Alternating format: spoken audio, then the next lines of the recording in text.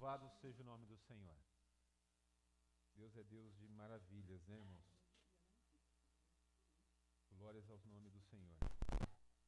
Eu quero convidar os irmãos para nós abrirmos a Bíblia em Zacarias. Profeta Zacarias. Se você nunca leu, me permita te dar um resumo do livro, né? Um spoiler do livro, se é que a gente fala. Me ajuda a você entender. O profeta Zacarias é um dos conhecidos profetas menores, um dos últimos livros a serem escritos do Velho Testamento, em data cronológica, um dos últimos. O profeta Zacarias é contemporâneo do profeta Ageu, né? Também é um profeta pós-exílico, né? Quando eles voltam da Babilônia, escrevem esse livro para nós. Todos acharam? Zacarias, capítulo 1. Nós vamos ler até o versículo 6, tudo bem, não? Eu vou ler, os irmãos acompanhem. Diz assim o texto. E no 8º mês do 2º ano de Dário veio a palavra do Senhor ao profeta Zacarias, filho de Baraquias, filho de Ido, dizendo: O Senhor se irou fortemente contra os vossos pais. Portanto, diz-lhe assim: Assim diz o Senhor dos Exércitos: Tornai-vos para mim, diz o Senhor dos Exércitos, e eu me tornarei para vós, diz o Senhor dos Exércitos. E não seja como vossos pais, os quais clamavam os primeiros profetas, dizendo: Assim diz o Senhor dos Exércitos: Convertei-vos agora dos vossos maus caminhos. Obrigado, meninas. Que Deus abençoe. Versículo 4, vou voltar um pouquinho. E não sejais como os vossos pais, aos quais clamavam os primeiros profetas, dizendo: Assim diz o Senhor dos Exércitos: Convertei-vos agora dos vossos maus caminhos e das vossas más obras. Mas não ouviram, nem escutaram, diz o Senhor. Vossos pais, onde estão? Os profetas, vivem eles ainda para sempre? Contudo, as minhas palavras e os meus estatutos eu ordenei aos profetas meus servos, e não alcançaram os vossos pais? E eles voltaram e disseram: Assim como o Senhor dos Exércitos fez tensão de nos tratar segundo os nossos caminhos, segundo as nossas obras, assim ele nos tratou. Amém? Pai eterno, fala aos nossos corações. A minha esperança, Senhor Deus, é que o Teu Espírito que está aqui no nosso meio, que já tem, Senhor Deus, falado com a Tua igreja. Eu tenho sentido, Senhor Deus, que a Sua igreja está aberta a ouvir a Sua voz. Que nessa noite, Senhor Deus, eles ouçam a Tua voz. Mas não somente deem ouvidos a ela, mas também, Senhor Deus, obedeçam a Tua voz. Mas também, Senhor Deus, amem a Sua palavra, amem, Senhor, a Sua exortação, amem, Senhor, a Sua direção que será dada a eles. Deus eterno, fala conosco. Nós somos carentes de Ti. Dirige-nos, ó Deus, porque nós confiamos em Ti. Assim, Senhor, falo e te peço, em nome de Jesus. Amém. E amém, os irmãos, pode sentar. Muito obrigado. Irmãos, como dizia o profeta Zacarias, um profeta pós-exílico, não sei se os irmãos lembram, o povo de Israel foi levado por Nabucodonosor, ficou 70 anos. É porque não teve escola dominical, estou com vontade de falar um pouquinho de história. A gente ficou 70 anos preso na Babilônia, depois Deus liberou eles. Deus usou o rei Dário, e através do rei Dário, Deus ordenou a reconstrução do templo. Esse povo a quem Zacarias está falando é um povo que está reconstruindo de novo Jerusalém, fazendo os muros, levantando o templo e tal. Deus deu essa palavra ao profeta Zacarias, e os estudiosos dizem que Zacarias tem 2 tempos aqui. Do capítulo 1 até o capítulo 8, Zacarias escreveu entre 520 e 530 a.C. E do capítulo 8 até o capítulo 14, do 9 ao 14, ele escreveu entre 408 até entre 430 e 480. A gente tem 2 períodos aqui. Parece que há uma lacuna no livro, o livro não foi escrito por inteiro, ele tem uma parada de pelo menos 40 anos e depois o profeta continua a escrever. Pastor, o senhor quer falar do livro? Eu estou falando disso para que os irmãos possam entender. Eu quero, se Deus me permitir, falar ao seu coração e ao meu coração que Deus é um Deus que ainda dá oportunidades. Eu vim com isso fortemente no meu coração. Irmãos, Deus é um Deus que ainda dá oportunidades. O Senhor é um Deus tão misericordioso que o povo foi levado para a Babilônia porque o povo era desobediente. O povo foi levado para a Babilônia, o povo teve a sua cidade destruída, o povo teve o seu templo destruído, vamos chamar de igreja para que a gente possa entender. O rei da Babilônia, Nabucodonosor, invade Jerusalém e Judá, ele toma conta da cidade, ele governa sobre ela, mas ele não apenas faz isso, ele destrói a cidade e leva todo mundo cativo. E agora Deus, por misericórdia, após 70 anos, e eu costumo chamar esse tempo, quando a gente fala, e um dia desse falava que nós precisamos aprender a identificar os tempos e estações, essa é uma estação da história de Israel em que ela está passando por um inverno difícil. O povo de Israel teve alguns invernos na vida, teve invernos com o povo da Síria, teve invernos com o povo do Egito, e teve inverno com o povo babilônico, que também é a Síria. O povo de Israel teve um inverno pior que esse, que a gente conhece, que foi o inverno do cativeiro do Egito. Foram 400 anos que eles foram escravos no Egito. Esse foi o maior inverno da história do povo de Israel. Esse foi o maior período em que o povo de Israel ficou assim, sem nenhum acalento de Deus, né? Nem nenhum cuidado de Deus, se é que a gente pode dizer assim, sem nenhum amor de Deus mais próximo. Mas nós tivemos também esse inverno um pouco menor, mas que não foi um inverno muito bom, porque foi um inverno duro, que alcançou o povo de Israel de 70 anos. Agora Deus deixa que esse inverno acabe, e Deus dá um tempo para reconstruir. Deus levanta 2 profetas, Ageu e Zacarias, para falarem algumas coisas. O profeta Zacarias, ele tem um perfil muito apocalíptico. O livro de Zacarias é quase o apocalipse do Velho Testamento. Vocês vão ver, nos primeiros capítulos, Deus já dá visão para ele vê cavalo vermelho, cavalo branco, cavalo preto, ele começa a ver algumas coisas assim. Deus começa a mostrar alguns julgamentos que são feitos, Deus fala de Zorobabel e Josué, Deus começa a mostrar a importância das vestes limpas, Deus tem símbolos aqui de que pega a roupa suja, o pastor Adão falava do pecado de uma vida suja, mas Deus tem um momento espiritual ali, lógico que ali é uma figura, não acontece espiritualmente, em que diante do Santo dos Santos é posto Josué, o sacerdote de Israel, e é colocado o diabo, e o diabo começa a acusar Josué. E o diabo começa a dizer, veja as vestes dele são sujas. E Deus então envia um anjo e manda trocar as vestes dele. E Deus diz, das suas iniquidades eu não me lembro mais. Isso é uma coisa importante para nós, porque isso reflete o que Deus vai fazer conosco. Esse é um dos apontamentos de que nós acabamos de cantar. Porque Ele vive, irmãos, Ele nos perdoou os nossos pecados, Deus trocou as nossas vestes. Todos nós éramos assim, vestes rotas, sujas, cheias de manchas de pecados, de imundícia. Mas o diabo nos acusa por isso. E Deus já nos garantiu de que Ele vai nos dar vestes limpas. Em Apocalipse a gente pode ver, é visto uma grande multidão. E aí é perguntado, João pergunta, quem é aquela grande multidão? E o anjo responde, esta é aquela que teve as suas vestes lavadas no sangue do Cordeiro. Vocês lembram disso? Só para a gente juntar aqui Zacarias e Apocalipse um pouquinho, vocês entenderem que o Velho Testamento não está tão longe do Novo assim. As coisas parecem um pouco parecidas, muito semelhantes.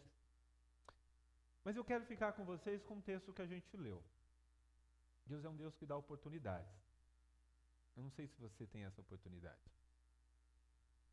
Eu não sei se você consegue perceber as oportunidades de Deus. O texto nos diz, irmãos, que o Senhor se irou fortemente Olha o versículo 2. Eu nem comecei a pregar e o irmão já está abrindo a boca já. O Senhor se irou fortemente contra os vossos pais. Eu preciso dizer uma coisa para você. Não é muito boa de se ouvir. Mas Deus é um Deus que se ira. Deus é um Deus que quando olha para nós, olha para os nossos comportamentos, olha para os nossos pensamentos, olha para os nossos sentimentos, Ele pode ficar irado ou Ele pode ficar feliz. Em uma outra tradução, uma tradução mais light, mais leve, a palavra irado é trocada pela palavra desgostoso. Alguém tem essa palavra aí, não? Não é? Até na Bíblia foi mais romântica que a nossa. A tradução da irmã Maria, Deus está desgostoso. É mais leve ouvir isso, não é? Não? É mais brando, mas vamos ficar com desgostoso. Deixa eu explicar para você o que é desgostoso. Desgostoso é como a esposa fica com o marido. Tem maridos que causam desgosto. E tem mulheres que causam desgosto. E nós ficamos desgostosos com o filho, com o marido, com o amigo, com o patrão. A gente tem isso às vezes, não tem não? Trabalha com pessoas ou trabalha para alguém e durante um tempo a gente fica desgostoso com o emprego. Não é assim, não? Desgostoso com o relacionamento. Não se escandalizem, porque às vezes até namorados e namoradas que parecem que não ficam, ficam. Ah, ficam. Não é não, Gabriel? Fica. Às vezes a gente fica. Às vezes a gente fica desgostoso e algumas mulheres deixam desgostoso e vão pro irado mesmo, né? Acontece isso conosco. Irmãos, a Bíblia sempre vai tratar o povo e as nossas vidas como um relacionamento.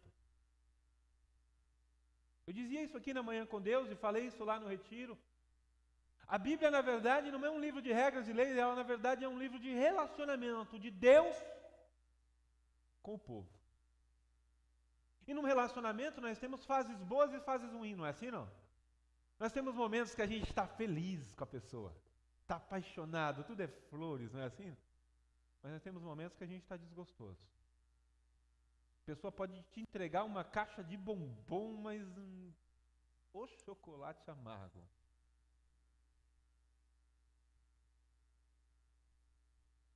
Às vezes a gente tem momentos assim. E é normal. Porque nós somos? Não. Olha como a gente é conduzido pela teologia mundana e humana. A pessoa quer completar a minha frase, a irmã já ia completar a minha frase, que nós somos humanos. Não, eu estou falando de Deus. Deus está desgostoso. Deus está irado.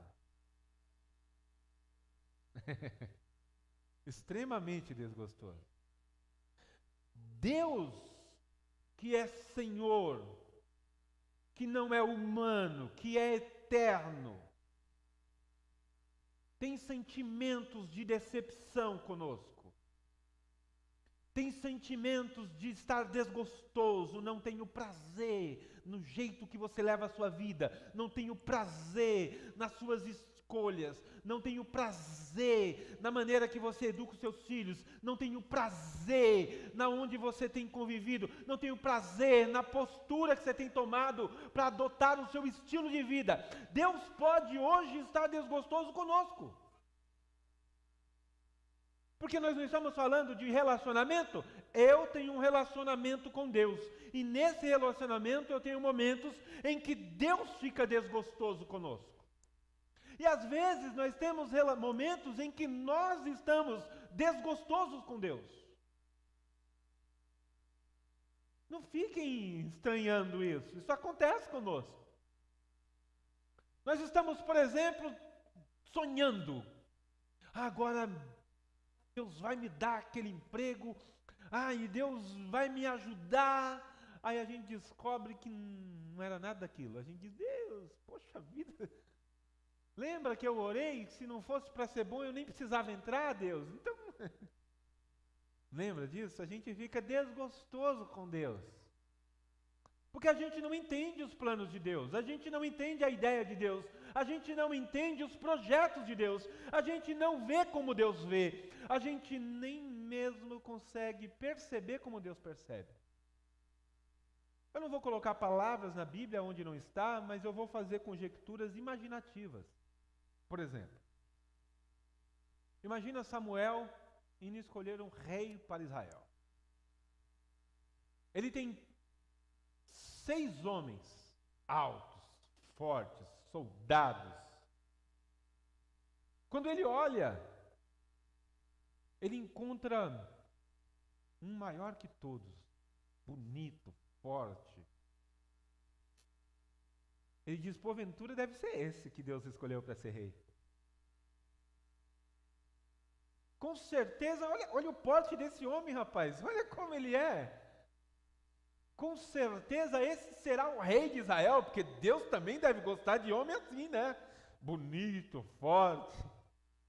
Deus vem para ele e diz, Samuel, Samuel.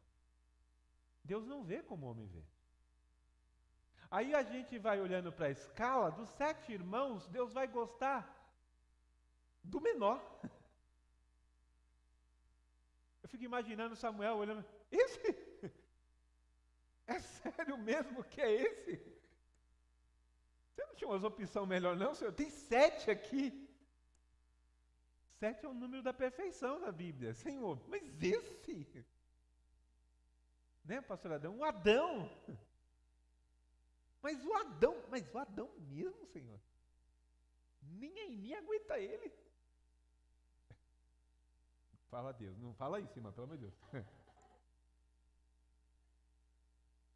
A gente precisa entender que às vezes a gente fica decepcionado com algumas coisas. Até mesmo o que Deus faz. Só que veja, nós nos decepcionamos com nossos cônjuges, companheiros, amigos, trabalho, porque nós conhecemos eles. Sabemos que eles são maus. Mas meu marido me ama.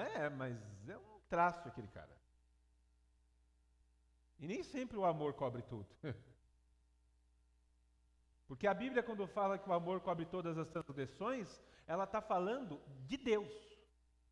O amor é de Deus. O meu amor não consegue cobrir as transgressões das minhas filhas. Por isso, eu louvo o Senhor, porque Deus é um Deus que ainda dá oportunidades. Olha só, o versículo diz assim, o Senhor se irou fortemente contra os vossos pais.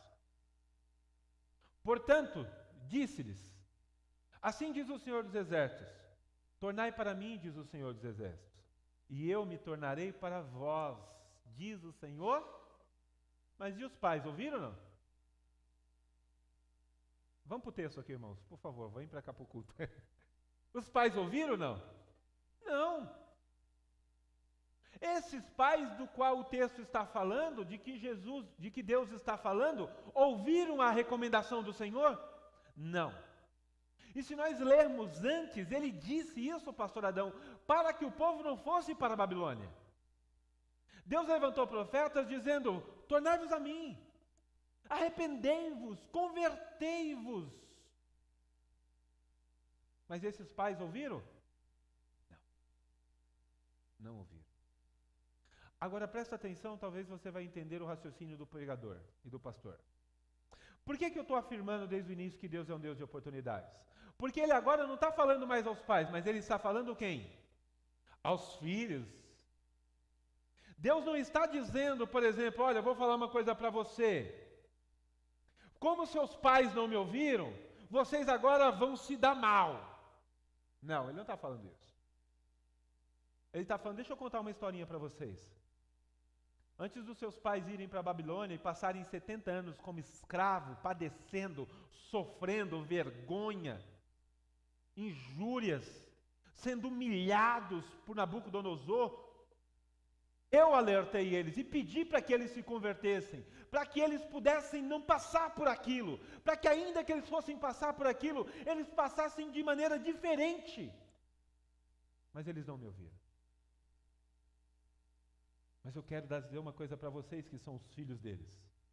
Agora que eu tirei vocês da Babilônia, agora que eu resgatei vocês da Babilônia, agora que vocês não são aquela geração, porque daquela geração ficaram poucos. Eu não sei se os irmãos conhecem a história bíblica, mas os que voltaram da Babilônia foram poucos. Eram poucos números dos que foram e voltaram. A maioria foram filhos que nasceram no exílio, filhos como Neemias, profeta Neemias, que já nasceu lá. Gente que nasceu no cativeiro. Mas Deus está dizendo para esse povo que veio de lá, que não conhece Jerusalém, que pouco sabe da história de Jerusalém, porque o que sabe dos vossos pais. Ele está dizendo, olha o versículo 4, e você vai entender como Deus é Deus de oportunidade. Não sejais como os vossos pais. Deus é um Deus de oportunidades. Deus é um Deus que olha para nós e diz assim: eu quero fazer diferente na sua vida. Sabe de uma das coisas mais difíceis de se acreditar na teologia de nossa geração? É nenhuma coisa chamada maldição hereditária. Uma das quais eu combato com muita tranquilidade, porque não há base bíblica para isso. Não é porque o seu pai bebeu, a sua mãe bebeu, ou porque o seu pai foi uma pessoa ruim, a sua mãe foi uma pessoa ruim, que você precisa ser ruim. Deus é um Deus de oportunidades. Não, mas pastor, é que você não está na escola, você não faz parte da minha aula de sociedade, não, você não sabe o que o professor de filosofia fala. Nós vivemos numa geração de que os políticos não dão oportunidade, o país não dá oportunidade. Ei, eu não estou falando de quem governa o Brasil, eu não estou falando de quem governa a sua cidade, eu não estou falando do coordenador do curso da sua escola, da faculdade, eu estou falando de um Deus, que é Deus de oportunidades. Que é Senhor sobre todas as coisas, que não me importa quem é que vai ganhar a eleição nesse país, Ele é Senhor de oportunidades, Ele é Deus de salvação, Ele é Deus que olha para nós, e Ele diz: eu quero amar você, eu quero salvar você, eu quero mudar a sua história, eu não quero mudar o país, eu quero mudar a sua vida. Quando Deus está falando disso, para esses filhos, para os filhos de Israel, Ele não está falando apenas da restauração do templo, ou da reconstrução de Jerusalém. Ele não está falando disso. Até mesmo porque nem Josué, nem Zorobabel terão condições de construir o templo como Salomão construiu. O templo que eles reconstruirão aqui, irmãos, comparado ao templo de Salomão, e ao templo que foi construído por César, Herodes, na época de Cristo, ele é um templo, é uma igrejinha. É muito simples. Eles não tinham tantos recursos, foi construído de maneira simples. Aqueles que viram a construção do primeiro templo e viram agora, se você ler o livro de Esdras, você vai ver que aqueles que conheceram o primeiro templo e depois conheceram o templo que foi reconstruído por Zorobabel e Josué, eles choram, eles clamam. Se você ler o livro o profeta Ageu, você vai ver que aqueles que viram, eles choram. E durante o culto, o louvor e a adoração era misturada com choros, de tristeza, porque eles viram um templo tão bonito, e agora estão vendo um templo meia boca. Não. Aí Deus levanta o profeta Ageu para dizer, eis que eu vos digo, que aqueles que viram no primeiro templo não têm noção, porque a glória da segunda casa será maior que a primeira. Vocês estão olhando a estrutura, eu estou dizendo da unção que eu vou derramar, eu estou dizendo da graça que eu vou trazer. Ele estava apontando para Jesus, lógico. Até porque o tema principal do livro de Zacarias, sabe qual que é? A volta do Messias. A vinda do Messias, perdão. Esse é o tema principal. Mas veja, Deus é um Deus de oportunidade, irmãos, porque Ele nos alcança. Ele nos alcança com a sua palavra. Ele nos alcança com a sua mensagem. Ele nos alcança nos orientando e dizendo, ei, posso fazer diferente na sua vida. Não, mas meu pai era... Eu posso falar com muita tranquilidade, meu pai, por exemplo, irmãos, era um homem bêbado. Ainda que não viciado, a ponto de ficar alcoólatra, minha mãe era alcoólatra. Meu irmão, mais velho, chegou a ser viciado com bebidas até quase 50 anos de idade. Hoje nós não temos nenhum irmão viciado na nossa casa, graças a Deus. Nenhum deles bebe. Vocês podem derramar uma carreta de bebida alcoólica na frente dos meus irmãos? Nenhum deles. Nós chutaremos garrafa para passar. Deus nos libertou. Deus nos alcançou. Já disse isso aqui, Deus alcançou o Márcio e o Josias, mas Deus alcançou a minha família. Hoje eu estava com a minha irmã Giane e ela disse que foi na casa de um cunhado dela, do aniversário da sobrinha dela, e ele é como era a minha família antigamente. No aniversário de criança, irmãos, são 30, 40 caixas de cerveja. No aniversário do Jonathan, de 7 anos de idade, meu pai trabalhava na Antártica, eram barris de cerveja e de chopp. Barris. A indução por bebida naquela geração, na minha família, era tão grande que eu, com 10 anos de idade, cheguei a ficar alcoólatra. Bêbado. Tá rindo, né, Márcio? Você lembra da vergonha que eu passei, né? Tiveram que me carregar no colo, eu vomitei, coisa feia. Tinha tudo para ser aquilo, não era? Tínhamos tudo para ser aquilo. Mas Deus alcançou a minha família. Alcançou 2 irmãos e alcançou a minha família. A minha irmã dizia, você sabe, Dri, de uma coisa boa? Que eu fiquei na casa dele, enquanto eu estive lá, ninguém bebeu uma cerveja. Deus alcançou a minha família. Eu estou tentando dizer para nós, irmãos, algo muito simples hoje, usando um texto talvez até fácil de entender. Deus é um Deus que nos dá oportunidades. Deus é um Deus que olha para nós. Ele não olha para os nossos pais no passado, Ele não olha para os erros que você tem atrás. Ele olha para você dia após dia dizendo, eis que posso fazer coisas novas todos os dias. Eu posso mudar. Mas isso precisa acontecer 3 coisas que eu gostaria de apontar para você que eu enxergo nesse texto. De tudo que nós lemos, eu encontrei 3 coisas aqui que eu gostaria de chamar a sua atenção. A primeira delas é que olha o que diz o versículo. 3, perdão. Versículo 3 não fica vazio. Olha o que diz o versículo, mas eu não falei o versículo. Portanto, diz-lhes, assim diz o Senhor dos Exércitos, tornai-vos para mim, diz o Senhor, e eu me tornarei para...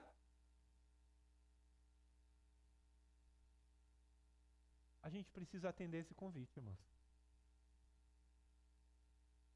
Não sei como é que é a sua semana, mas sabe o que eu quero dizer para você? Deus me mostra que tem semanas que a gente vive tão longe de Deus.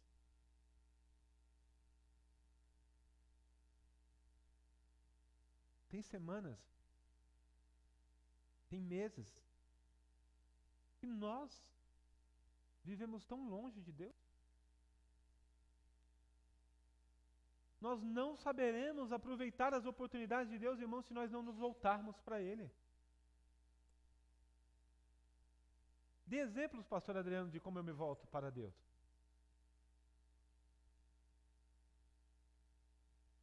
Leia a palavra. Não vou perguntar porque eu não quero expor, mas quantos de nós não passam uma semana sem ler a palavra, irmãos? E Deus está dizendo, volte para mim. Se volte para mim. Olha para mim. Se volte para mim, porque se você não se volta para mim, você não consegue viver a oportunidade que eu estou oferecendo para você.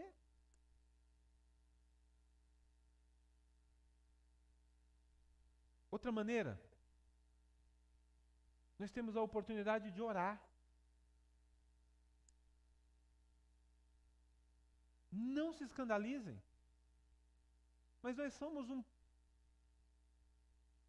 povo que, mesmo se denominando evangélico, cristão, mesmo se denominando servos de Deus, nós conseguimos às vezes passar a semana, e nós não temos um momento de oração verdadeiro, profundo, exclusivo, que o envolva voluntariedade e qual é a outra palavra que eu usei semana passada?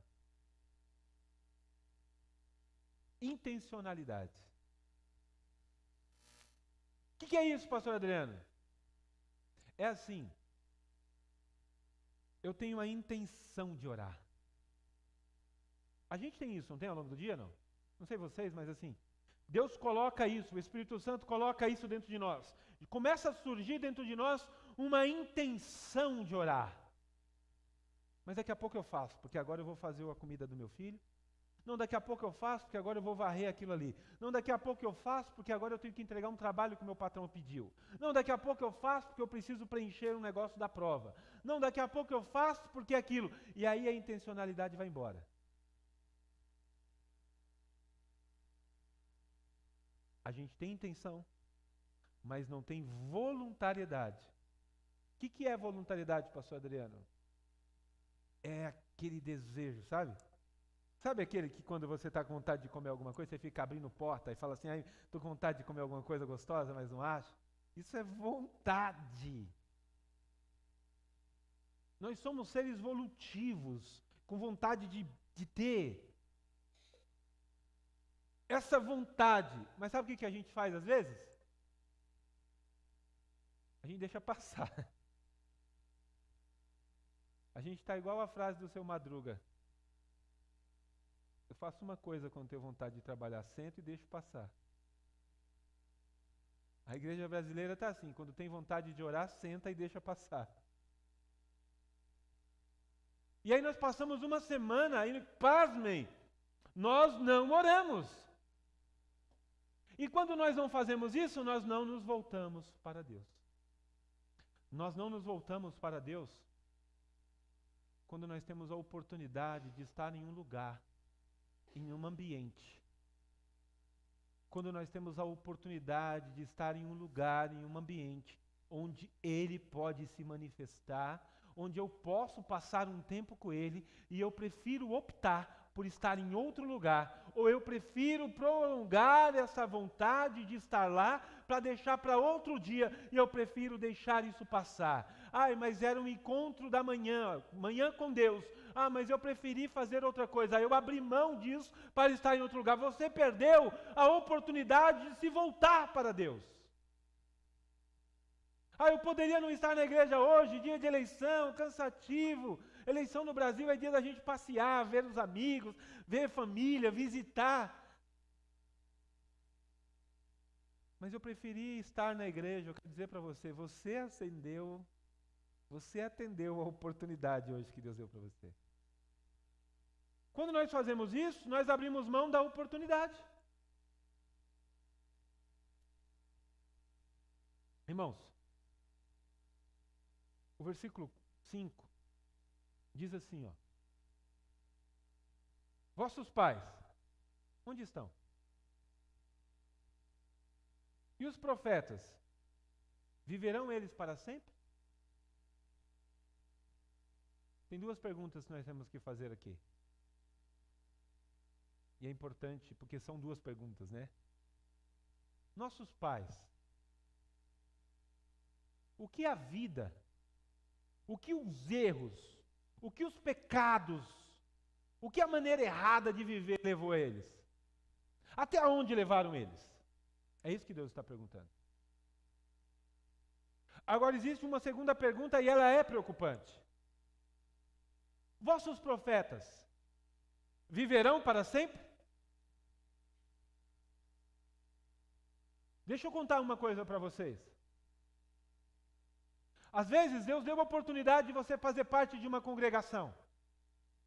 Deus deu a oportunidade de ter na sua igreja um pastor sério, sincero, que prega o evangelho, que verdadeiramente não vai ficar inventando historinha, contando história da carochinha, ou pregando coisas erradas biblicamente. Não, ele vai tentar ser o mais fiel à Bíblia. Mas deixa eu te falar uma coisa. Ele não vai viver para sempre. Ele não vai viver para sempre. Esses profetas não vão viver para sempre. É minha e sua responsabilidade de então transmitirmos o Evangelho para as nossas gerações. Talvez virão dias em que você dirá, você jovem aqui da igreja, que tem 16, 17, dirá, na minha época, irmãos, na minha época, essa igreja aqui em Suzano tinha um pastor Adão, que era só o pó da bagaça, mas o homem era crente.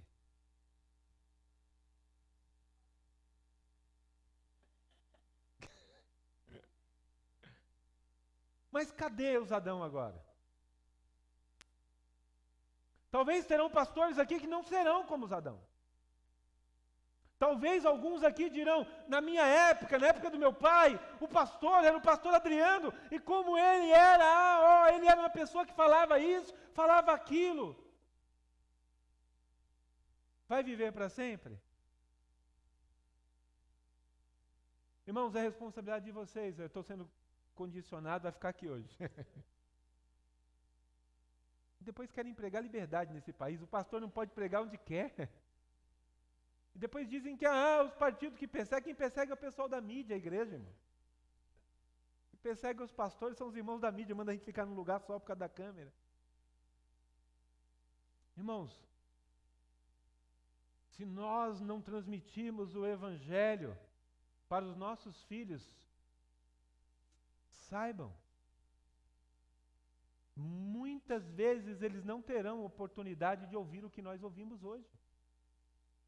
Nós temos o privilégio de ser uma geração que Deus está chamando. Aproximai-vos de mim. Mas se você quiser aproveitar a oportunidade, porque Deus é um Deus de oportunidade, você precisa se voltar para Ele. Você precisa fazer outra coisa.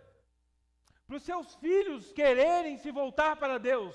O versículo 4 diz assim, não sejais como os vossos pais, os quais clamaram os profetas dizendo, assim diz o Senhor dos Exércitos, convertei-vos agora dos vossos maus caminhos. Me deixa profetizar algo duro aqui para nós. Seus filhos não serão crentes, se vocês não se converterem dos maus caminhos.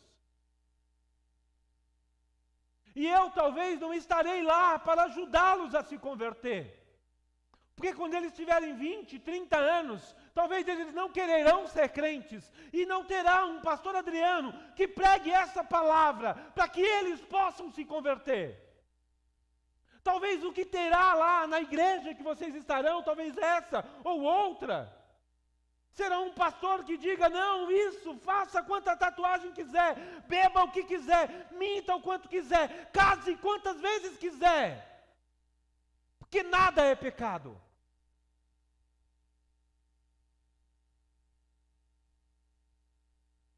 Coma o que quiser, beba o que quiser, andem com quem quiser, faça amizade com quem quiser, leve para sua casa quem você quiser, crie dentro do âmbito da sua família, coloque as pessoas que você quiserem. Talvez não tenha um pastor que vá pregar e dizer, ei, cuidado com quem você coloca dentro da sua casa.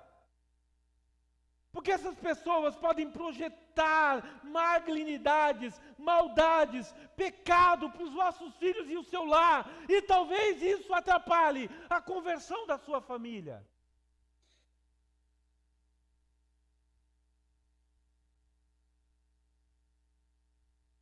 Eu nem sei o que eu estou falando isso aqui agora. Eu sei que Deus é Deus, Ele sabe o que faz. Talvez alguém que nos ouça pela internet, talvez precise ouvir isso. Talvez alguém que vai ouvir essa pregação, talvez precise ouvir isso. Mas nós não atenderemos, nós não viveremos a nova oportunidade de Deus se nós não nos convertemos.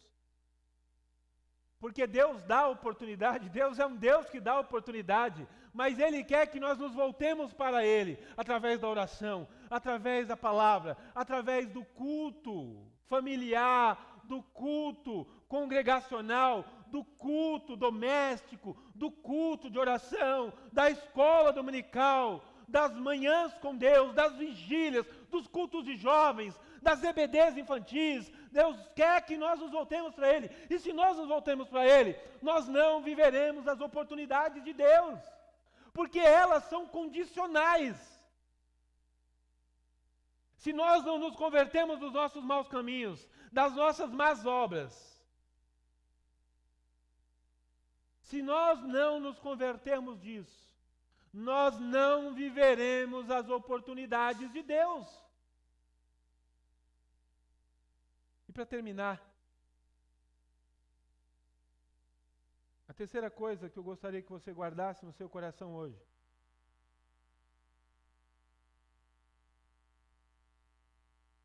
é que nós precisamos ouvir Deus.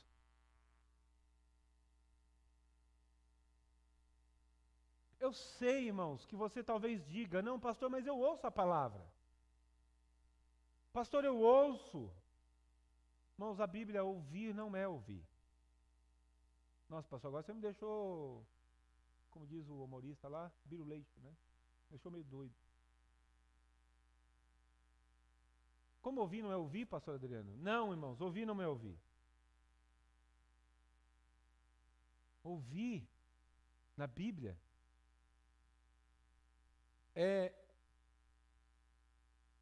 não é como o marido ouve a esposa. Não é como o filho ouve pai e mãe. Ouvir na Bíblia é ouvir, de acreditar, de guardar no seu coração. Lembra o que o salmista diz? Ouvi a tua palavra e guardei ela no meu, para não pecar. Ora, isso é ouvir.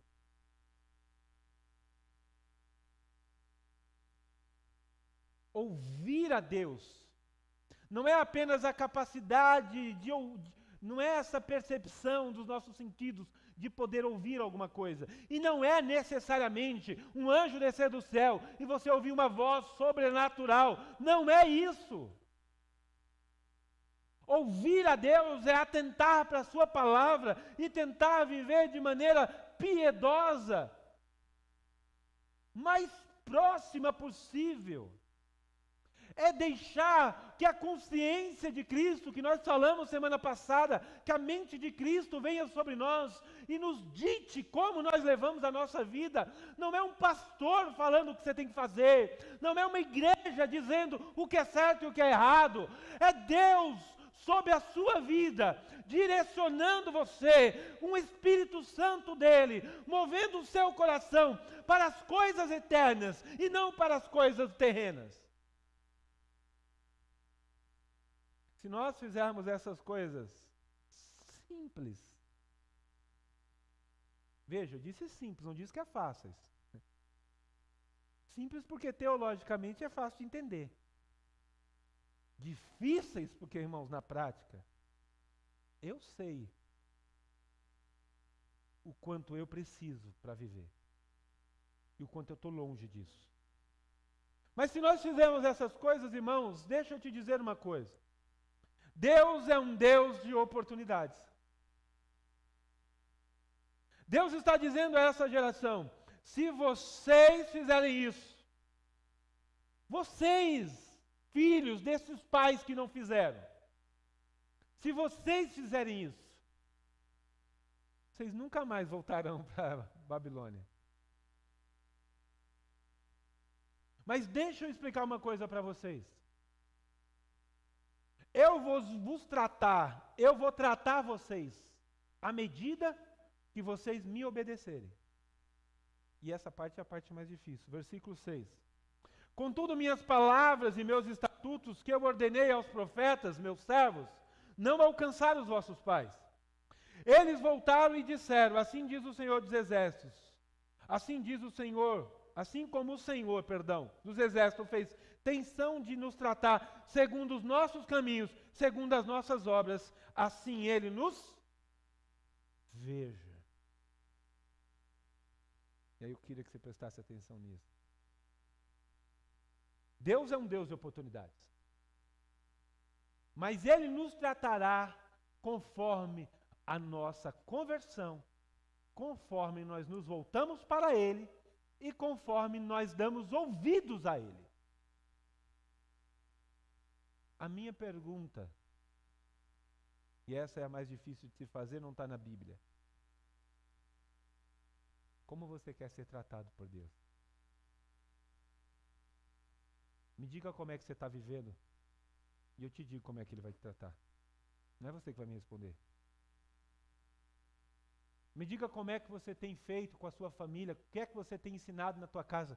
Me diga qual é o seu tempo de oração. Me diga qual foi o último livro da Bíblia que você leu. Me diga qual foi o último momento que você passou em contato com Ele. E eu te digo como é que Ele vai te tratar.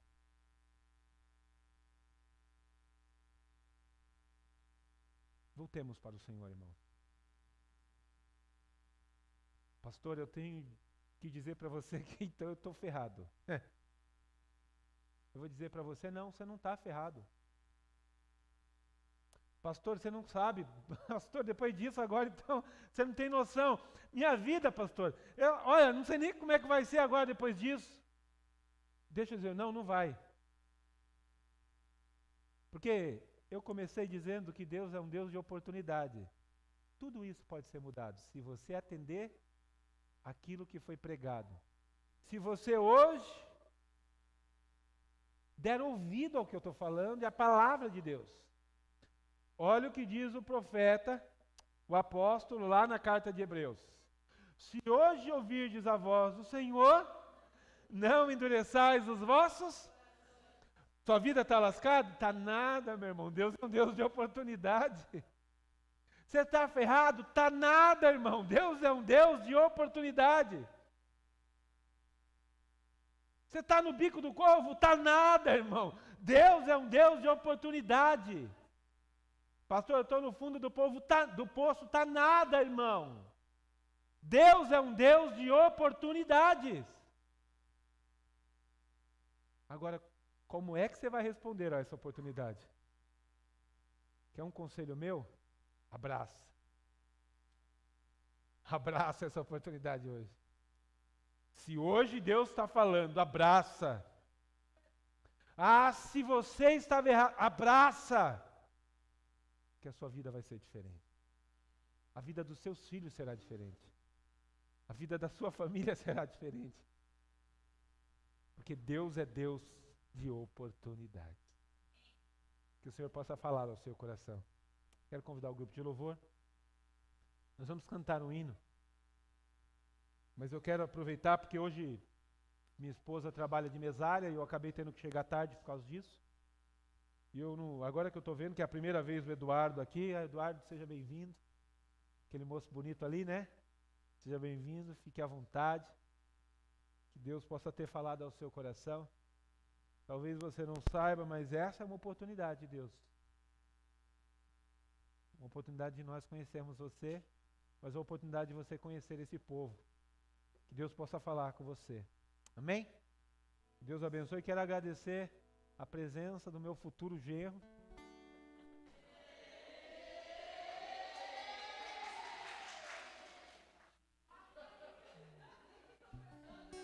Futuro, irmãos, é muito sugestivo. Agradecer a presença do Pedro. Deus abençoe, Pedro. Obrigado por estar aqui com a gente. Já está acompanhando a família, mas a próxima vez chega no horário no culto que o pastor não gosta de chegar atrasado. Vamos louvar o Senhor. Depois eu quero fazer uma oração. Medite nessa palavra enquanto isso. Eu não sei o que eles vão cantar, se será sugestivo ou não, mas medite nisso. Irmão, meu coração está fervoroso. Eu estou sentindo de Deus uma oportunidade maravilhosa. Eu não estou olhando para essa palavra como uma exortação dura. Pelo contrário, irmãos, eu sinto um amor de Deus no nosso meio. Deixa Deus te abraçar essa noite. Amém?